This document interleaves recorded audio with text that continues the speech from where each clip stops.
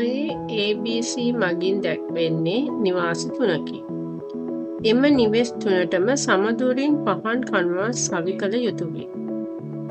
එම පහන් කණුව පිහිටන ලක්ෂය සොයා ගැනීම සඳහා අඳින ලද අසම්පූර්ණ දළ සටහනක් රූපයේ දැක්වේ.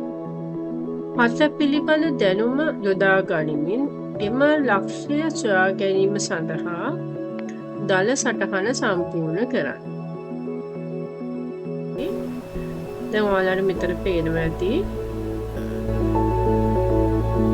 ABC මේ පාද තුන යා කළොත් අපිට හම්බ වෙනවා ත්‍රිකෝණයක්.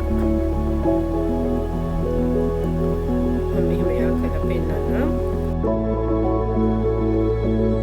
ඔයාලට පුළුවන් AC හරි BC පාදයට හරි ලම්බ සමච්ඡේදයක් නිර්මාණය කරගන්න.